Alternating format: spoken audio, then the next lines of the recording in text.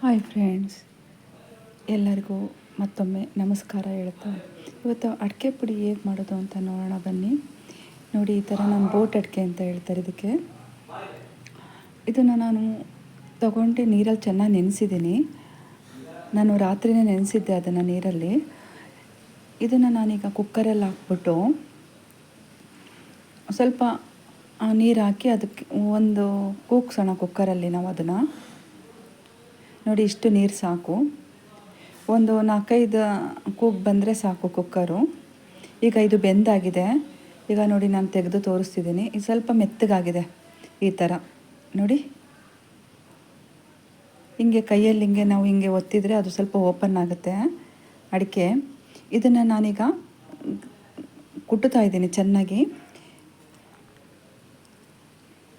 ಸ್ವಲ್ಪ ಗಟ್ಟಿ ಇರುತ್ತೆ, ಮಿಕ್ಸರಲ್ಲಿ ಹಾಕಿದರೆ ಮಿಕ್ಸರ್ ಜಾಡ್ ಹಾಳಾಗುತ್ತೆ ಅಂತ ನಾನು ಚೆನ್ನಾಗಿ ಈ ಥರ ಕುಟ್ಬಿಟ್ಟು ಬಿಸಿಲಲ್ಲಿ ಆರಕ್ಕಿಡ್ತಾ ಇದ್ದೀನಿ. ನೋಡಿ, ಇದೆಲ್ಲ ಕುಟ್ಟಾಗಿದೆ ಈಗ.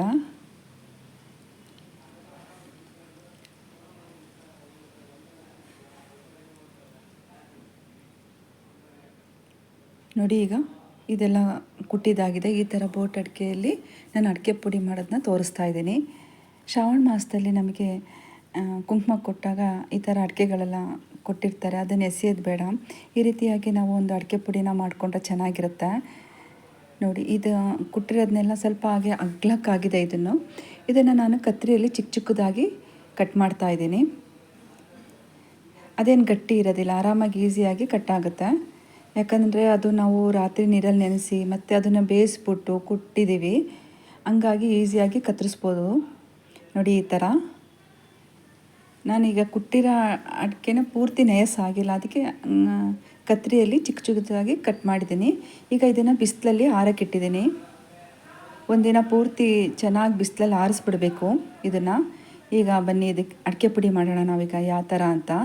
ಈ ಥರ ನಾನು ಆಗಲೇ ತೋರಿಸ್ದಾಗೆ ಈ ಥರ ಅಡಿಕೆನ ನಾನು ನೀರಲ್ಲಿ ನೆನೆಸಿ ಬೇಯಿಸಿ ಚೆನ್ನಾಗಿ ಕುಟ್ಬಿಟ್ಟು ಒಣಗಿಸಿ ಇಟ್ಟಿದ್ದೀನಿ. ನೋಡಿ, ಈ ಥರ ಇದು ಒಣಗಿದೆ. ಆಮೇಲೆ ಒಣ ಕೊಬ್ಬರಿ ಕೂಡ ತೊಗೊಂಡಿದ್ದೀನಿ ನಾನು.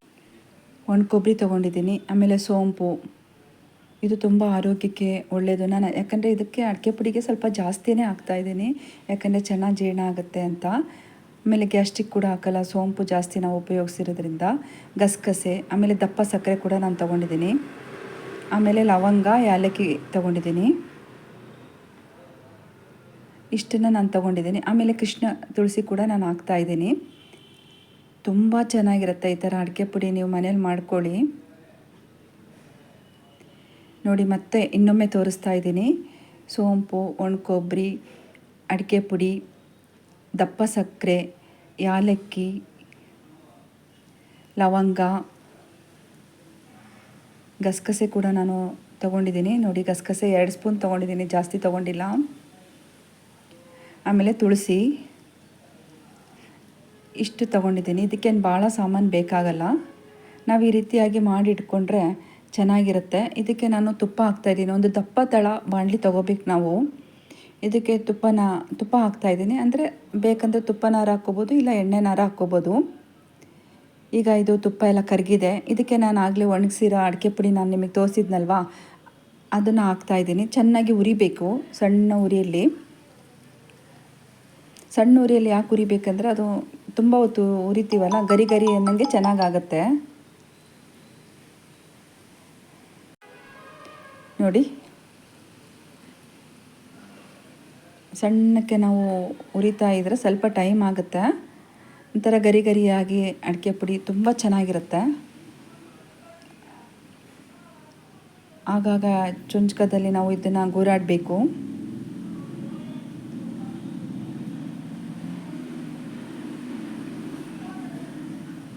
ನೋಡಿ, ಹೇಗೆ ಆಗ್ತಾಯಿದೆ ಇದು ಗರಿ ಗರಿಯಾಗಿ.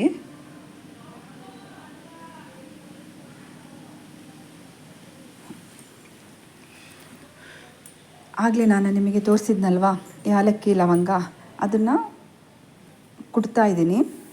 ತುಂಬ ನೈಸಿಗಲ್ಲ, ತರಿಯಾಗಿ ಕುಟ್ಟಿದ್ರೆ ಸಾಕು. ಈಗ ಏಲಕ್ಕಿ ಸಿಪ್ಪೆ ಎಲ್ಲ ನಾನು ತೆಗಿತಾ ಇದ್ದೀನಿ. ಈ ಏಲಕ್ಕಿ ಸಿಪ್ಪೆನ ಎಸೆಯೋಕ್ಕೆ ಹೋಗಬೇಡಿ. ಟೀ ಮಾಡುವಾಗ ಟೀಗೆ ಆ ಪುಡಿ ಆ ಸಿಪ್ಪೆ ಹಾಕಿ ಕುದಿಸಿ ಕುಡೀರಿ, ತುಂಬ ರುಚಿಯಾಗಿರುತ್ತೆ ಟೀ. ಈಗ ನೋಡಿ ಇಷ್ಟು ತರಿತರಿಯಾಗಿ ನಾನು ಕುಟ್ಟಿದ್ದೀನಿ. ಇಷ್ಟಾದರೆ ಸಾಕು ಅನಿಸುತ್ತೆ ನೋಡಿ. ಈ ಕಡೆ ಅಡಿಕೆ ಪುಡಿ ಹುರಿತಾ ಇದ್ನಲ್ಲ, ಅದು ಕೂಡ ರೆಡಿ ಆಗ್ತಾ ಇದೆ. ಈಗ ಗರಿ ಗರಿ ಥರ ಆಗಿದೆ ಇದು. ಇನ್ನೊಂದು ಸ್ವಲ್ಪ ಆಗಬೇಕು ಅನಿಸುತ್ತೆ. ಇನ್ನೊಂದು ಸ್ವಲ್ಪ ಹುರಿಯೋಣ ಇದನ್ನು.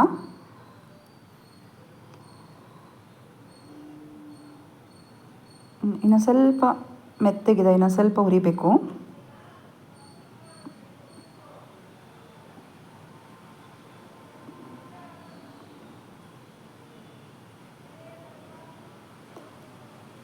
ನಾವು ಶ್ರಾವಣ ಮಾಸದಲ್ಲಿ ಕುಂಕುಮಕ್ಕಂತ ಕರಿತಾರಲ್ವ, ಆಗ ಅಡಿಕೆ ಎಲ್ಲ ಈ ಥರ ಕೊಡ್ತಾರೆ. ಅದನ್ನು ಎಸೆಯೋಕ್ಕೆ ಹೋಗಬೇಡಿ. ಈ ಥರ ಅಡಿಕೆ ಪುಡಿ ಮಾಡಿಕೊಂಡ್ರೆ ಚೆನ್ನಾಗಿರುತ್ತೆ. ಇದಕ್ಕೆ ನಾನು ಸೋಂಪು ಹಾಕ್ತಾಯಿದ್ದೀನಿ. ಸೋಂಪು ನಾನು ಸ್ವಲ್ಪ ಜಾಸ್ತಿನೇ ಹಾಕಿದ್ದೀನಿ, ಯಾಕಂದರೆ ಚೆನ್ನಾಗಿ ಜೀರ್ಣ ಆಗುತ್ತೆ, ಗ್ಯಾಸ್ಟ್ರಿಕ್ ಆಗೋಲ್ಲ ನೋಡಿ. ಆ ಅಡಿಕೆ ಪುಡಿ ಜೊತೆಗೆ ನಾನು ಸೋಂಪು ಹಾಕಿ ಹುರಿತಾ ಇದ್ದೀನಿ. ಈಗ ಇದಕ್ಕೆ ಒಣ ಕೊಬ್ಬರಿ ಹಾಕೋಣ. ಒಣ ಕೊಬ್ಬರಿ ಕೂಡ ಅದರಲ್ಲೇ ಹಾಕಿ ನಾನು ಹುರಿತಾ ಇದ್ದೀನಿ ನೋಡಿ. ಈ ಥರ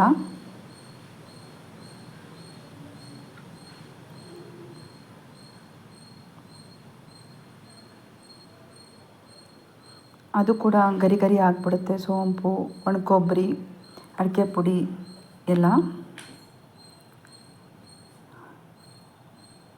ನೋಡಿ ಆ ಥರ ರೆಡಿ ಆಗ್ತಾ ಇದೆ ಇದು.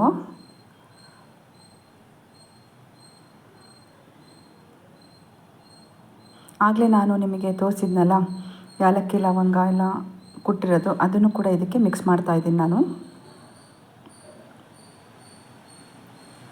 ಈಗ ಗಸಗಸೆ ಕೂಡ ಹಾಕ್ತಾಯಿದ್ದೀನಿ. ಅದನ್ನು ಕೂಡ ಚೆನ್ನಾಗಿ ಅದ್ರ ಜೊತೆ ಹುರಿಬೇಕು. ಮುಕ್ಕಾಲು ಭಾಗ ಹುರಿದಾದ್ಮೇಲೆ ನಾವು ಗಸಗಸೆ ಹಾಕಬೇಕು, ಇಲ್ಲಾಂದರೆ ಒತ್ತಿಬಿಡುತ್ತೆ ಗಸಗಸೆ ನೋಡಿ. ಈ ಥರ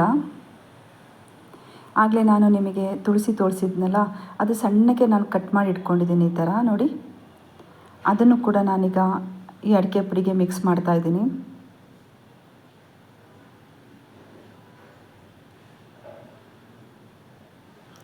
ನೋಡಿ. ಅದನ್ನು ಕೂಡ ನಾನು ಹುರಿತಾ ಇದ್ದೀನಿ ಈಗ.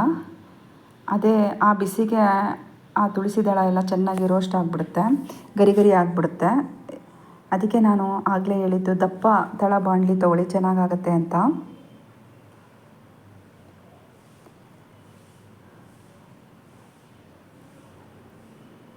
ನೋಡಿ ರೆಡಿ ಆಗಿದೆ. ನಾವು ಇದಕ್ಕೆ ತುಳಸಿ ಹಾಕಿದ್ದೀವಿ ಅಂತ ಗೊತ್ತೇ ಆಗೋದಿಲ್ಲ.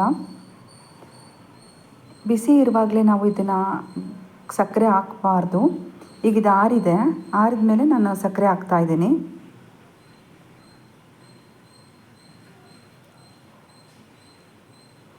ಬಿಸಿ ಇರುವಾಗ ಯಾಕೆ ಹಾಕಬಾರ್ದು ಅಂದರೆ ಸಕ್ಕರೆ ಕರಗೋಗ್ಬಿಡುತ್ತೆ. ಆರಿದ್ಮೇಲೆ ನಾವು ಹಾಕಬೇಕು ನೋಡಿ. ಈಗ ಅಡಿಕೆ ಪುಡಿ ರೆಡಿಯಾಗಿದೆ.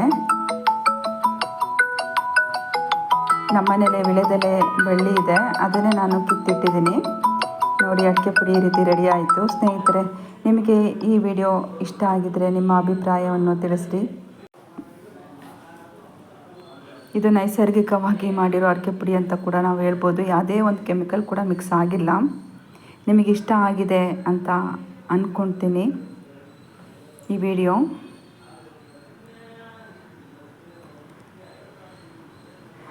ದಯವಿಟ್ಟು ನಿಮ್ಮ ಅಭಿಪ್ರಾಯವನ್ನು ತಿಳಿಸಿರಿ. ಎಲ್ಲರಿಗೂ ನಮಸ್ಕಾರ. ಸೂಪರಾಗಿ ರೆಡಿಯಾಗಿದೆ ಅಡಿಕೆ ಪುಡಿ. ಈ ರೀತಿಯಾಗಿ ಮಾಡಿಟ್ಕೊಂಡ್ರೆ ಚೆನ್ನಾಗಿರುತ್ತೆ. ಎಲ್ಲರಿಗೂ ನಮಸ್ಕಾರ.